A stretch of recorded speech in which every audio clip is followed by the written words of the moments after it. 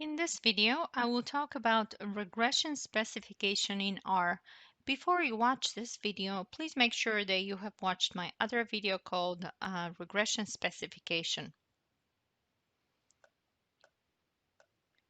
I have opened up the R script here for regression specification. I have downloaded two data files, wage 1 and wage 2, and I have put them here in the directory, and I have run the script, and these are the results in the console window that is typically below here. So what we are going to talk today about is reset the regression specification error test. Then I will go over proxy variables and then measurement error in the dependent and independent variables.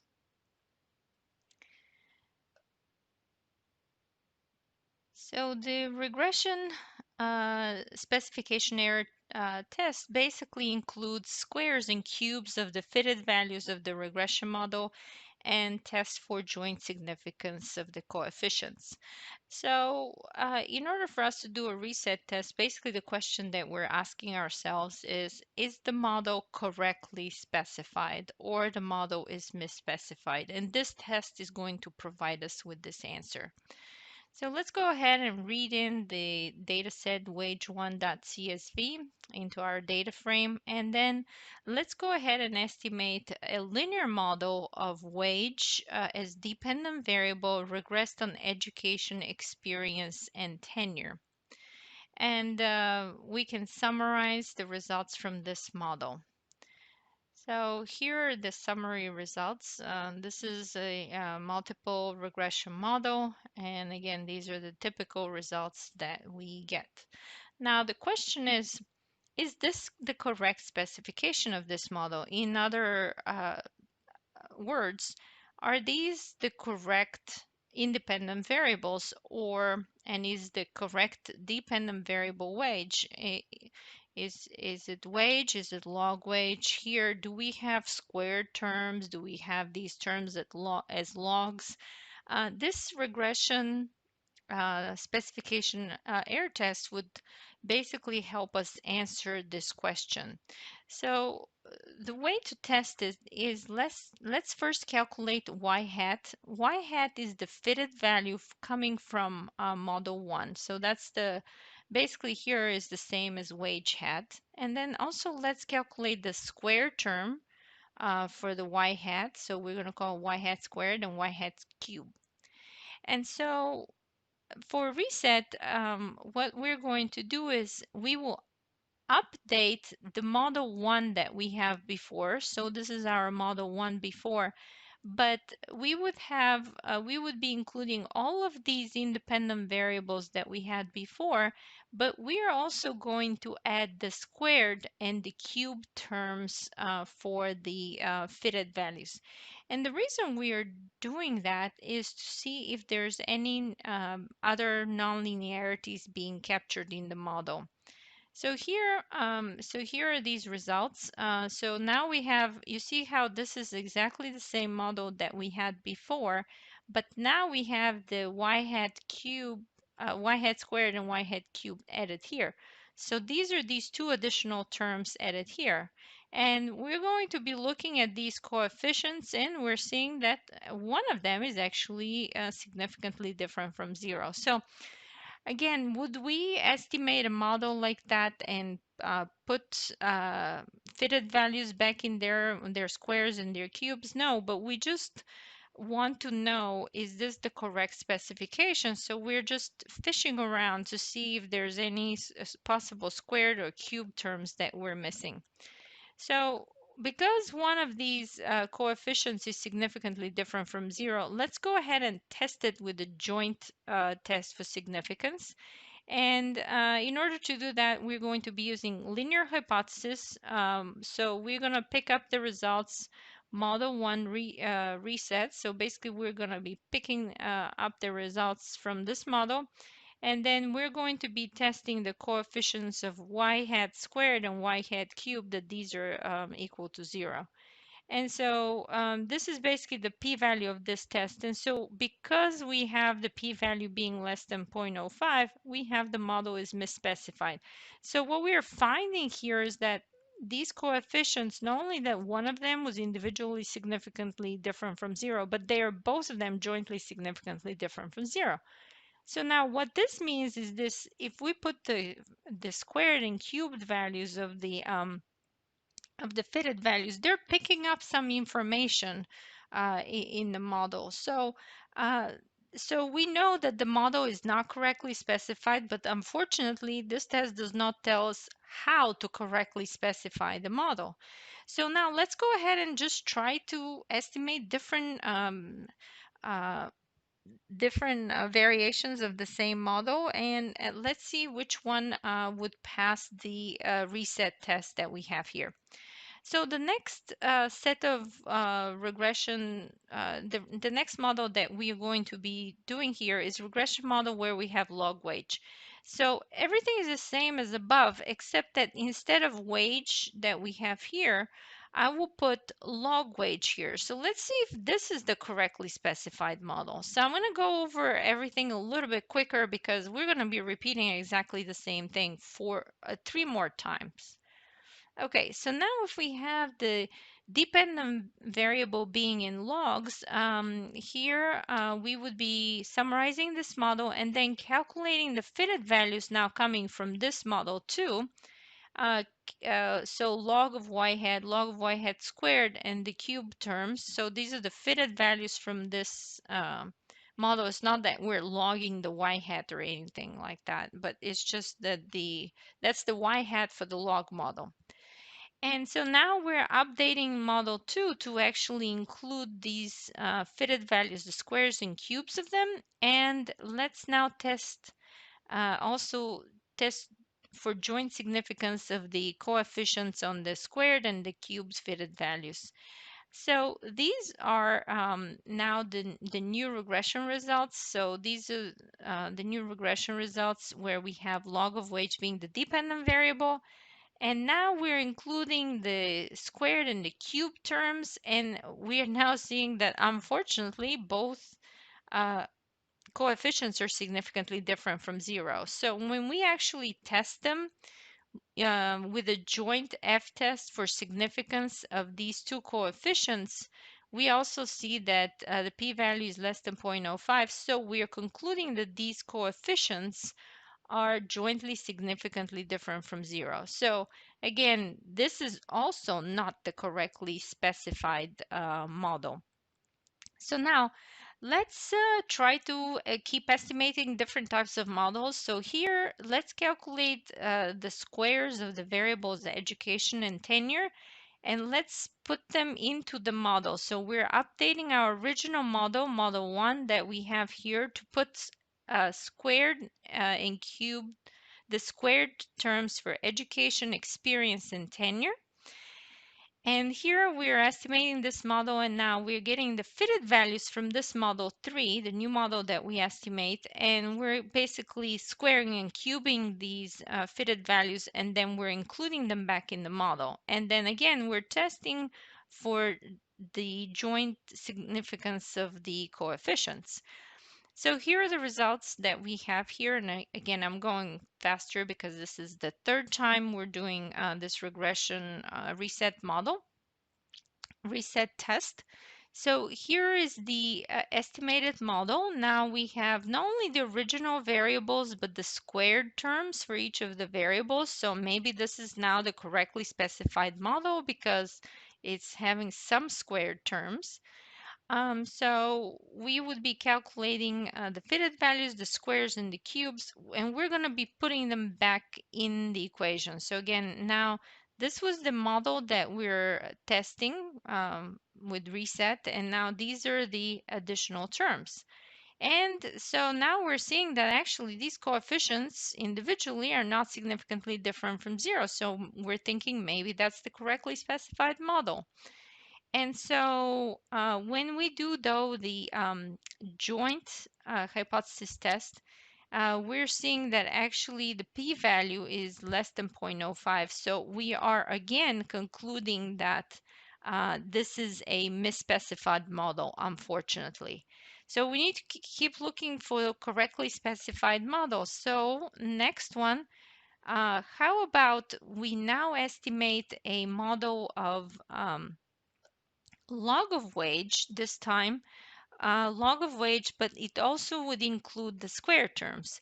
So here we would now be updating model 2, the model that is in log of wage, and we're going to be putting the square terms in here. We're going to be calculating the fitted values from this model 4 right here, and we're going to be calculating the squared and the cube terms, and then we're going to come back into the same model and update them by putting the squared and the cube terms in there, and then test for these coefficients individually and jointly to see if they're different from 0. So here's the model that we're estimating, and so now we have to pick up the fitted values from this model and then put them back in the equation. They're squares, the squares and the cubes of the fitted values, and we're seeing that they are not in these coefficients now are not significantly different from 0 individually. So basically, if we calculate and put the squares and the cubes of the fitted values, they're no longer picking up any information, additional information in terms of nonlinearities. So if we're actually testing them with a joint test, we're finally seeing that the p-value here is greater than 0.05, and therefore now we're concluding that these coefficients are not significantly different from 0 individually and jointly using the f-test here that we have. So therefore, we finally found the correct model. So you see how difficult it is to find a correctly specified model. It takes a lot of trial and error and putting in square terms in there, switching to logs and so forth. And for each model, we repeated this 4 times. We came up with the model, and then we always calculate the fitted values and then put the squares and the cubes of these fitted values back in the model, and the goal is to keep repeating these procedures until we can find a correctly specified model. So in this particular case, we are concluding that the model that we have here with log of wage as dependent variable, and we have both the independent variables and their square terms, this model here that we have up here, that's our correctly specified model. So after a lot of trial and error, that is the model that we actually need to be estimating in this case. Okay, so that was for reset. So now let's switch gears and talk about proxy variables. So proxy variables is when we have a variable that is not available to us, that's going to be an omitted variable from the model. So if we cannot find the original variable to put it back in the model, the second best solution that we can do is actually to put a proxy variable in its place. So because that would basically solve the omitted variable bias for the other coefficients. So this is what we are doing here. So for this example, let's read the dataset wage2.csv into a data frame called wage2. So here, these few lines here, just a few lines that I have here, is I'm basically generating a fake variable ability so that I'm able to illustrate the concepts to you. Now, you would not need to do this for your research paper, because you will either have such variable in your data set or you will not, and no one would be generating such fake variables. But just because for teaching purposes, I wanted to show you what would happen if we had such a variable ability. So in order for us to generate such variable, here's what I'm proposing to do. First of all, let's generate a standard normal variable. And before we do that, let's set a seed number at 0. And so here's set.seed at 0. This line here is used so that it sets the same seed number for replication purposes.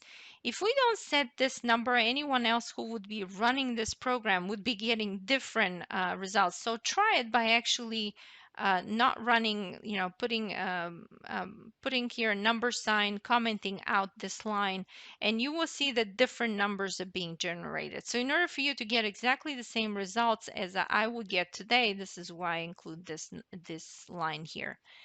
And so now we have this setting um, the seed number at 0.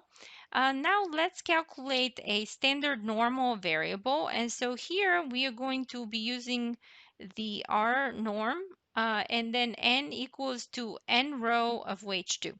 So basically, what we're telling R to do is generate a standard normal variable, as many variables as there are rows in this wage 2 data frames, because I want as many variables as we have observations in the data set. We're going to call this R, and then we're going to, um, by using mutate, we're going to include it back in the wage 2 function. So now let's go ahead and using head of wage 2, our data frame, let's look at the R variable, the first 10 observations. And so these are the first 10 observations of these variable of this standardly normal variable that passes all the tests of being a random variable that is being generated here. So this is how this variable is going to look like. And now let's generate a fake ability variable. And to do that, we would be using this equation. Again, I completely made it up. So let's use the equation 5 plus 10 times an IQ variable that comes in this data set, and plus R. This is like the standard normal variable that we generated up above here. And so now once we have this ability 1, let's go ahead and round this ability 1 to 0 decimal places, which means round it up to a whole number. Okay, so now that we've done this, again, you would not need to do this in a real problem because, well, data needs to be real and not fakely generated. But let's suppose that this is the data set that we have, and here we're going to be using the several variables: wage, education, ability, and IQ. And let's use the Stargazer to summarize this data set. Digits equals 1, meaning include one significant digit after the decimal point. So here are the new, here's the data set that we have: wage, education, ability, and IQ. And these are the means that we have for these variables, standard deviation, and so on. So now, again, let's assume that this ability variable here is a real variable, even though I fakely generated it, because I need to use it in the example later on. And what we are saying in this problem here is that ability would be actually influencing wage. But let's say ability is not available in a data set, as it was the case for us. And so if ability is not available in the data set, we were not going to include it in the model, of course. And if we don't include it in the model, what's going to happen is we're going to have omitted variable bias. And so let's also have look at this other IQ variable. This is the IQ of the person. And let's have this IQ here serve as a proxy of the ability variable. So basically, we don't know the person's ability, but we can proxy it by using a person's IQ score. And so what's going to happen if we use IQ as a proxy for ability?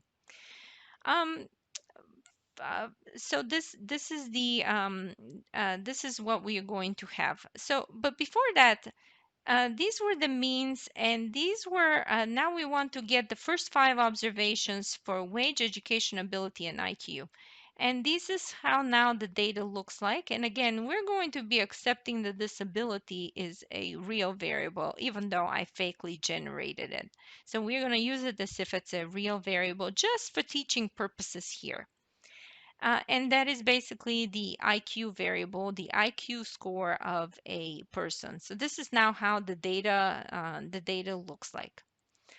Okay, so now let's estimate the true model with education and ability. So the true model would be equal to wage equals beta 0 plus beta 1 times education plus beta 2 times ability plus u. So here we have this variable ability included in the model. The way to estimate it is we're going to be using linear model. Wage is the dependent variable, education and ability independent variables. And we're going to be estimating this model. So this is the model that we're estimating. Let's assume that is the true model. And so the one thing that we're really interested in here is the basically the coefficient that we have on education.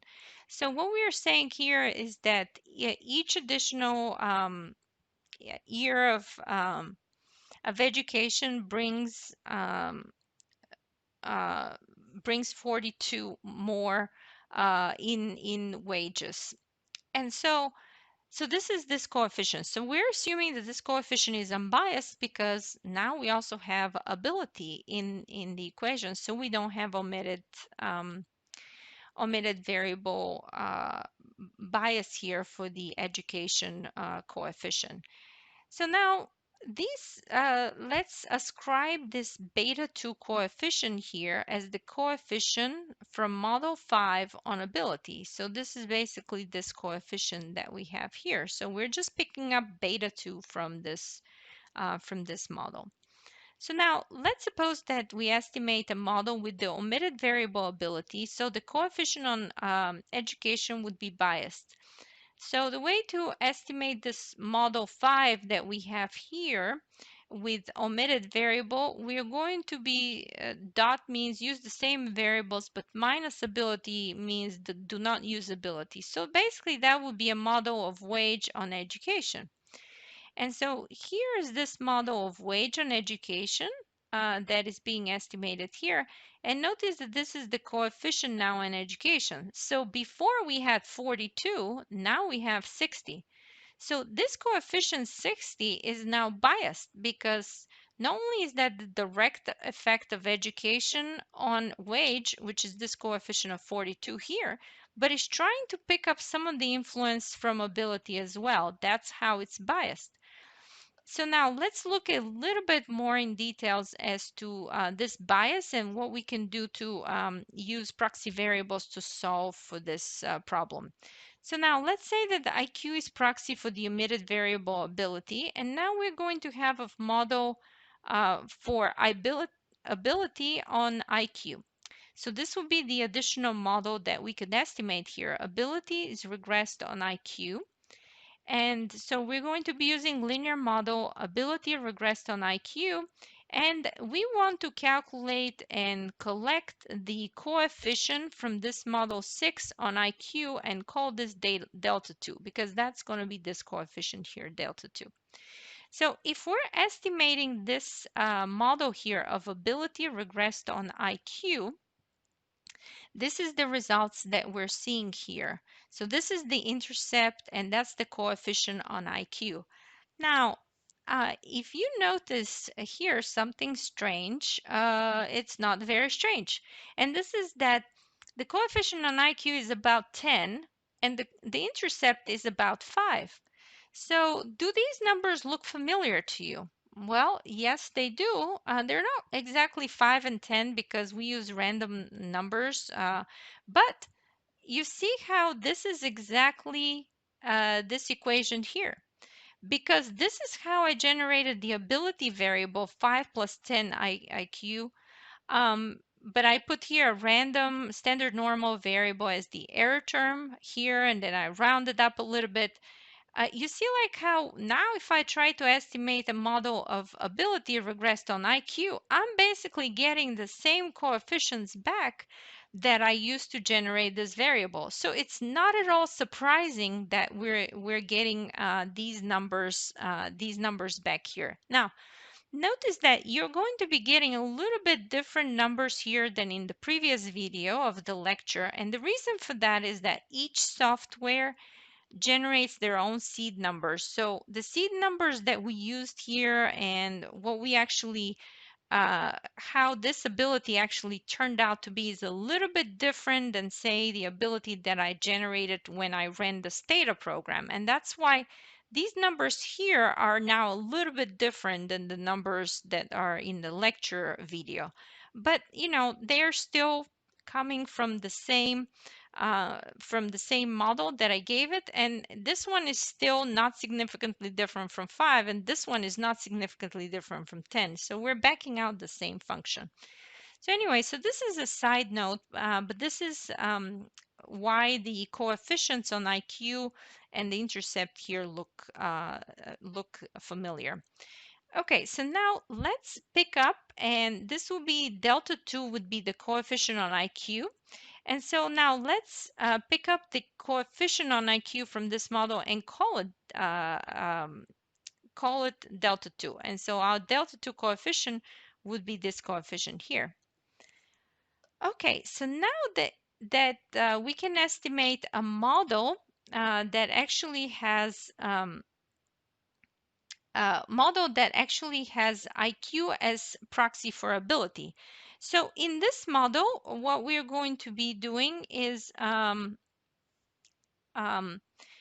we would be estimating wage regressed on education and IQ. So this is not the true model that we have here. That's the true model. Wage is regressed on education and ability. But suppose we do not have the ability variable, we only have IQ, which serves as a proxy for ability. And so that's the model that we're going to be estimating here. And then let's pick up the coefficient from this model 7 on IQ. And so once we estimate this model, you see that this is the coefficient on education, and this is the coefficient on education, that's the coefficient on IQ. So what is interesting about these coefficients is that if we calculate the beta 2 times delta 2 coefficients, beta 2 times delta 2, that would exactly be the coefficient on the ability before. Um, and here we would be picking up the same coefficient on IQ. So basically, if you look at this coefficient on IQ, what this coefficient is composite of is the following.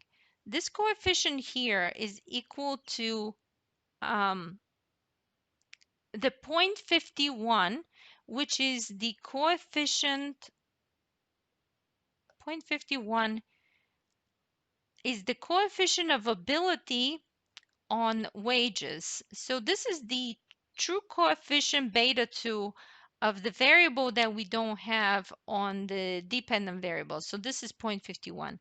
And this number times what we have here is delta 2, and this coefficient here is the relationship or the strength between IQ and ability.